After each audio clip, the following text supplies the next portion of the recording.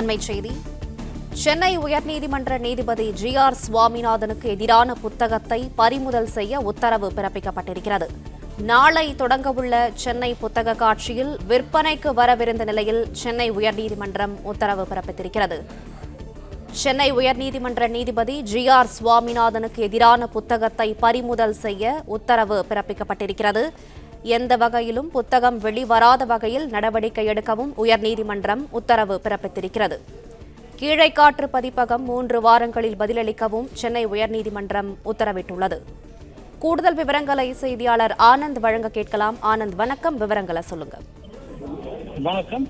சென்னை உயர்நீதிமன்ற நீதிபதி ஜி.ஆர். சுவாமிநாதனுக்கு எதிரான புத்தகங்களை பறிமுதல் செய்ய தமிழ்நாடு அரசுக்கு சென்னை உயர்நீதிமன்றம் உத்தரவிட்டிருக்கிறது.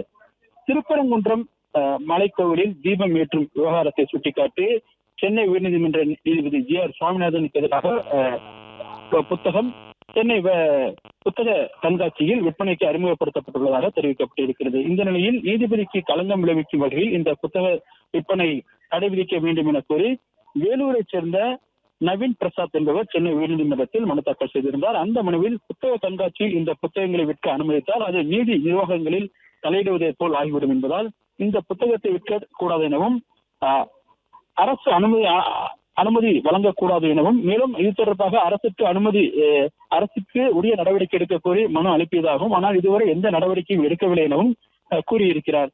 இந்த புத்தகங்களை பறிமுதல் செய்ய விற்பனைக்கு தடை விதிக்க வேண்டும் எனவும் மனுவில் கோரியிருந்தார். இந்த வழக்கு உயர்நீதிமன்ற தலைமை நீதிபதி எம் ஸ்ரீவத்சவா மற்றும் நீதிபதி அருள்முருகன் ஆகியோர் அடங்கிய அமர்வில் இன்று அவசர வழக்காக விசாரணைக்கு வந்தது. அப்போது மத்திய அரசின் சார்பில் ஆஜரான கூடுதல் சொலிசிட்டர் ஜெனரல் ஏ.ஆர். சுந்தரேசன் களங்கப்படுத்தும் வகையில் வார்த்தைகள் உள்ளன எனவும் இருக்கும் ஆவணங்களின் அடிப்படையில் நடவடிக்கை எடுக்கலாம் எனவும் குறிப்பிட்டார் என அவர் தெரிவித்தார். அப்போது குறிப்பிட்ட தலைமை நீதிபதி மிகவும் அவதூறான களங்கம் ஏற்படுத்தும் வார்த்தைகள் பயன்படுத்தப்பட்டுள்ளன எனவும் இது குறித்து அளிக்கப்பட்ட புகார் மீது விசாரணை நடத்தியிருக்க வேண்டும் எனவும் அதற்கும் நீதிமன்றம் உத்தரவிட வேண்டும் என தமிழ்நாடு அரசு வழக்கினரிடம் கேள்வி எழுப்பினார்.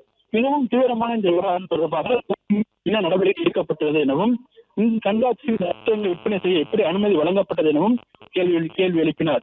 மேலும் அறிவுசார் தாராளமான புத்தக கண்காட்சியில் இது மாதிரியான செயல்கள் அனுமதிக்க முடியுமா எனவும் நீதிபதி கேள்வி எழுப்பினார். இதற்கு அரசு தரப்பில் ஆஜராகியிருந்த அரசினுடைய தலைமை வழக்கறிஞர் பி.எஸ். ராமன் புத்தக கண்காட்சி நாளை முதல்வரால் துவங்கி வைக்கப்பட உள்ளதாகவும் இது போன்ற செயல்களை முதல்வர் விரும்புவதில்லை எனவும் புத்தக காட்சி அரசால் நடத்தப்படவில்லை எனவும் அது தனியார் பதிப்பக உரிமையாளர்களால் நடத்தப்படுவதாகவும் இந்த புத்தக கண்காட்சியில் இந்த புத்தகம் விற்கப்படவில்லை என்பதை உறுதி செய்யப்படும் எனவும் அதற்கேற்ப காவல்துறை உரிய நடவடிக்கை எடுக்கப்படும் எனவும் தெரிவித்தார்.